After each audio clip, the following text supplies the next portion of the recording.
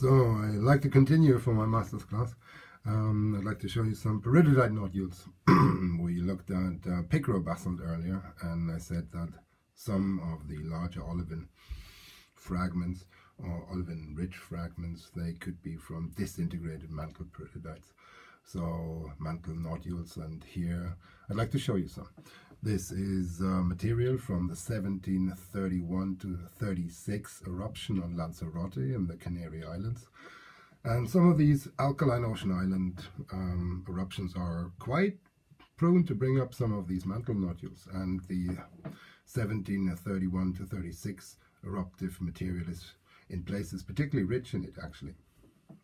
So here we have two examples of this, and the main mineral there is olivine. There is commonly some pyroxene, clinopyroxene, and also some orthopyroxene to a smaller degree. And we have some extras or accessory minerals. There can be some spinel, chromite is common, and we might find some calcite. We might also find a little bit of plagioclase, or phlocobite is not uncommon, some mica. So this is the material which we believe to constitute most of the upper mantle. And this is the material that will also contribute towards making basaltic magma when melted. And yes, rapidly ascending magmas in ocean island settings can seemingly bring some of them up, and we can inspect them now. If garnet is present, which is not untypical, then the nodules come from very, very deep, deeper than about 80 kilometers.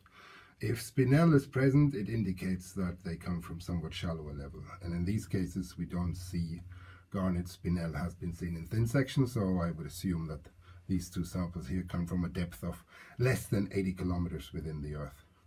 So from the very upper mantle, I would say. So let me zoom in and show you a little more.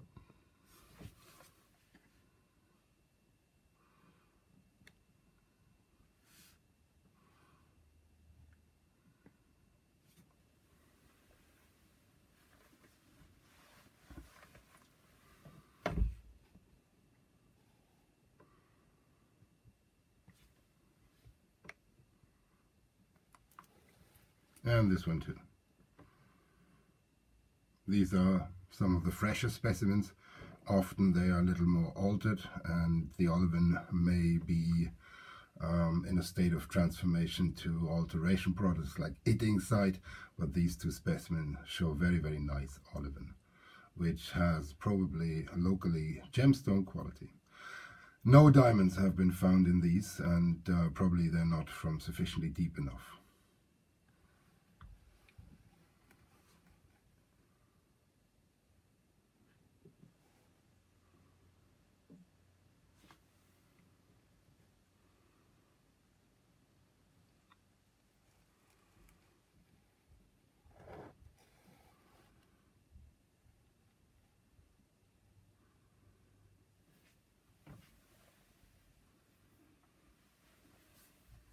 So I think this is sufficient to give you an idea. There is a lot of interesting research on these mantle xenoliths going on, and there is, for example, work on the reaction rims on the outer part to tell how long the transport from mantle to surface of these xenoliths took.